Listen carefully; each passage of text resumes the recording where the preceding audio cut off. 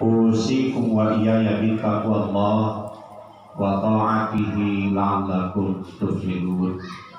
Qala Allah Ta'ala fil Qur'anil Karim, a'udzu billahi minasy syaithanir rajim. Bismillahirrahmanirrahim. Inna a'tainakal kautsar fasholli li rabbika wanhar. Inna syani'aka huwal abtar. Allahu Akbar, Allahu Akbar, la ilaha illallah wallahu akbar, Allahu Akbar walillahil hamd. Segala puji bagi Allah yang memberikan kenikmatan yang tidak putus-putusnya kepada kita semua. Salawat dan salam kepada Nabi kita Muhammad Rasulullah Sallallahu Alaihi Wasallam. Mudah-mudahan kita tetap istiqomah melakukan perintah yang sudah disampaikan Rasulullah. Melalui mimbar ini, saya mengajak kita semua, marilah kita tingkatkan ketakwaan kita kepada Allah Subhanahu wa Ta'ala. Adapun judul khutbah kita pada kesempatan ini adalah hikmah kurban. Allahu Akbar, Allahu Akbar, walillahil hamd. Kurban ini adalah bukti kesyukuran kita yang sangat mendalam kepada Allah. Kenapa disebutkan sebagai bukti kesyukuran? Ternyata banyak orang kaya, banyak uangnya, ada jabatannya, penghasilannya banyak, anaknya berhasil, tetapi tidak mau berkurban. Dan tidak ada jaminan bagi orang miskin yang hidup pas-pasan, serba kekurangan, dia tetapi melakukan ibadah kurban. Setiap tahun dia berkurban. Di Titiwan kita lihat ada seorang ibu pemulung yang menyetorkan uangnya 20 juta untuk melaksanakan ibadah kurban. Allahu Akbar, Allahu Akbar, walillahil hamd. Di mana kekayaan kita? Di mana keberhasilan kita? Hanya 5.000 rupiah per hari yang diminta Allah Subhanahu wa Ta'ala. Bukan banyak, hanya 5.000 rupiah. Kita tabungkan di rumah, jajan anak kita saja setiap hari lebih dari itu. Renungkanlah, apakah kita termasuk orang kaya? Jawab dengan jujur. Renungkanlah, apakah kita termasuk orang miskin? Kita yang tahu. Mohon maaf bagi bapak-bapak yang merokok.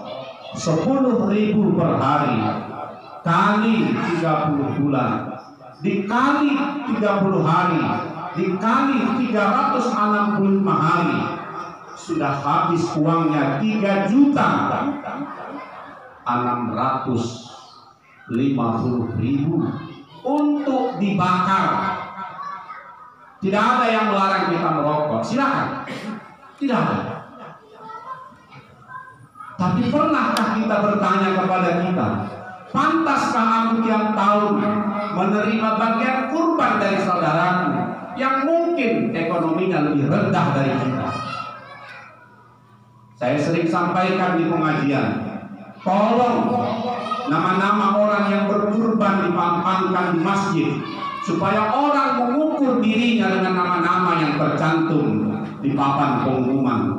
Pantaskah saya setiap tahun menerima kurban dari mereka yang tidak ada suaminya, pekerjaannya cuci gosok, dia sanggup berkurban? Kenapa saya tidak? Allahu Akbar, Allahu Akbar, walillahil hamd. Kita khawatir apa yang disampaikan oleh Rasulullah. Siapa yang sanggup menurut Allah, bukan menurut kita, siapa yang sanggup berkurban menurut Allah, tapi dia tidak mau berkurban, apa kata Rasulullah? jangan dekati tempat sholat. Hadis ini dari Abu Hurairah yang diriwayatkan oleh Imam Ahmad. Secara khusus memang Islam sholatnya di masjid, tetapi secara umum dimanapun umat Islam sah dan benar sholat asalkan bersih. Apa makna hadis ini ketika kita jabarkan? Orang yang sanggup berkurban menurut Allah, tetapi dia tidak mau berkurban, dia hanya boleh hidup dan tinggal hanya di dua tempat, yaitu kuburan dan WC. Karena itu saja yang tidak boleh kita sholat. Allahu Akbar. Mobil kita di hadapan Allah kuburan dan WC. Rumah mewah kita di hadapan Allah kuburan dan WC. Anak-anak kita yang berhasil tak ada manfaatnya di hadapan Allah. Ketuk hati kita. Panggil kesempatan ini masih ada Allah berikan kepada kita. Jangan sampai sudah kita pensiun, penyakitan, baru kepingin berkurban. Nauzubillah min dzalik. Kewajiban berkurban ini adalah maksimalnya tidak ada. Silakan mau berapa ekor lembu, silakan, satu rumah tangga silakan. Tapi minimalnya adalah 1 ekor untuk satu rumah. Seperti yang dicontohkan oleh Rasulullah ketika selesai dia sholat Idul Adha, maka Rasulullah memotong hewan kurban 2. Yang pertama, Rasul berniat, Allahumma minka ya Allah, ini dariku Muhammad dan umatku. Dipotong Rasulullah yang pertama. Yang kedua, Rasulullah berniat, ya Allah, ini kurban atas namaku dan seluruh keluargaku. Mari Bapak Ibu, ketika ingin hewan kurbannya dipotong, berniatlah seperti yang dicontohkan oleh Rasulullah. Allahu Akbar, Allahu Akbar, walillahil hamd. Banyak alasan orang tidak mau berkurban, tidak mampu. Yang mengukur mampu apa tidak itu adalah Allah. Inna a'tainakal kautsar. Sungguh banyak nikmat yang kuberikan kepadamu. Fasholli li rabbika wanhar. Salat dan berkurbanlah. Jadi yang membuat kita kaya ukurannya adalah Allah, bukan kita. Kalau kita yang menjadi ukuran kita kaya, ketika ditanya, Pak, ayo kita berkurban. Akhirnya musim corona semua turun, tidak ada uang. Sebelum corona pun tak berkurban. Cicilan saya ini dan itu, kapan habisnya hutang kita? Sempatkan bagi rezeki yang Allah berikan kepada kita. Yang kedua, belum akikah. Ini juga banyak orang mengatakan, saya belum akikah maka tidak berkurban. Rasul dan keturunannya, sahabat Rasul banyak yang belum akikah, tapi mereka tiap tahun berkurban. Tidak ditunjuk panitia kurban. Kalau tidak terpilih panitia kurban, dia tidak mau berkurban. Sudah pernah berkurban. Kurban ini tiap tahun, tidak ada batasannya. Terakhir yang kita sampaikan pada kesempatan khutbah ini adalah anak yang kita banggakan, anak yang kita besarkan, anak yang kita sekolahkan, anak yang kita urus dengan baik, masih ingat kepada kita hari ini? Ketika Ibrahim menawarkan perintah Allah melalui mimpi, Nabi Ibrahim di Padang Arafah bermimpi, di Musdalifah bermimpi, di Mina bermimpi. 3 kali Ibrahim bermimpi. Perintahnya hanyalah sembelih anak, potong anak. Ibrahim tidak pernah membantah, Ya Allah, terlalu berat ujianmu. Ibrahim tidak pernah berkata. Yang dia khawatirkan adalah, mampukah istrinya Siti Hajar, mampukah anaknya Ismail menerima perintah yang Allah akan berikan kepadanya.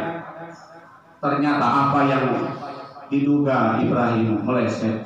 Ketika itu ditawarkan kepada istrinya, istrinya berkata, ini perintah siapa? Perintah Allah. Maka si Hajar mengatakan, kalau itu perintah Allah, silakan lakukan. Begitu juga ketika ditawarkan kepada anaknya Ismail, Ismail mengatakan, ya abati, wahai anakku, kata Allah kau akan disembelih. Apa kata Ismail? Lakukan ya ayah, kalau itu memang perintah Allah. Hari ini kita tidak disuruh oleh Allah pilih anak kita mana yang paling kita sayangi, yang paling kita banggakan, yang paling kita sayangi, korbankan, tidak. Hanya 5.000 rupiah, kenapa tidak sanggup? Alasannya adalah tidak mau dan tidak iman yang menjawab, tapi adalah hawa nafsu. Allahu Akbar, Allahu Akbar, walillahil hamd. Ketika kita suruh anak kita sholat, kita suruh mereka menutup aurat, apa jawaban mereka? Mama orang kuno, ayah orang terbelakang. Hari ini anak gadis memperlihatkan auratnya. Ketika ditegur ayahnya, maka dia katakan ayahnya orang kolot. Bagaimana kalau ditawarkan kepada anak kita, nak potong kau perintah Allah? Apalagi jawaban mereka? Hanya sholat saja pun mereka sudah mengatakan kita orang zaman dulu, jadul dan lain sebagainya.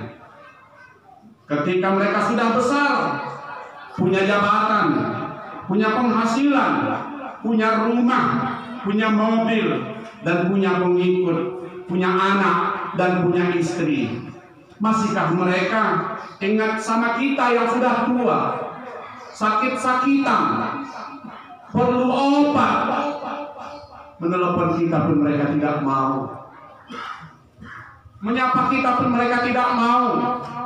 Alasannya adalah sibuk mengurus anak dan istrinya. Padahal mereka dulunya kita banggakan, kita sekolahkan. Bagaimana dengan Ibrahim?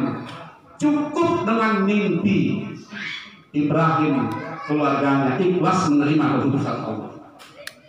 Kita 6.666 ayat, ada nabi, ada buku, ada ustaz yang menjelaskan. Cukupkah perintah itu kepada kita atau kurang kita rasakan sehingga tiap tahun kita tidak mau berkurban? Akhirnya, marilah sama-sama kita berdoa kepada Allah Subhanahu wa Ta'ala. Mudah-mudahan di tahun depan, mau apapun yang terjadi, mau corona, mau wabah apapun, sisihkanlah 5.000 rupiah setiap hari supaya kita bisa berkurban. A'udzubillahi minasyaitonirrajim. Bismillahirrahmanirrahim. Alhamdulillahirabbil alamin. Wassalatu wassalamu ala asrofil anbiya'i wal mursalin wa ala alihi wa ashabihi ajma'in. Allahumma ighfir lana dzunubana wa liwalidayna warhamhuma kama rabbayana shaghira wa li jami'il muslimina wal muslimat wal mu'minina wal mu'minat bi rahmatika ya arhamar rahimin. Allahumma ya Allah, anak-anak kami masih banyak kurang biaya sekolah. Berikan ya Allah rezeki yang halal dan thayyibah. Pilih anak kami sebagai pewaris Nabi-Mu ya Allah.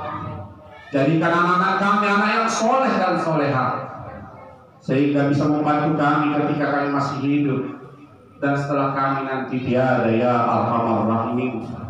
Allahumma ya Allah, istri-istri kami masih banyak yang buka aurat, istri-istri kami masih banyak yang tidak sholat ya Allah. Melalui Idul Adha ini ya Allah, berikan hidayah kepada mereka ya Allah. Begitu juga suami kami ya Allah, masih jauh dari perintah-Mu ya arhamar rahimin. Jadikan suami kami sebagai pemimpin kami yang bisa mengantarkan kami masuk surga ya Arhamar Rahimin. Rabbana hab lana min azwajina wa dzurriyyatina qurrata a'yun waj'alna lil muttaqina imama. Pilih ya Allah anak kami, anak-anak yang berhasil, yang menjadi pemimpin orang-orang yang bertakwa.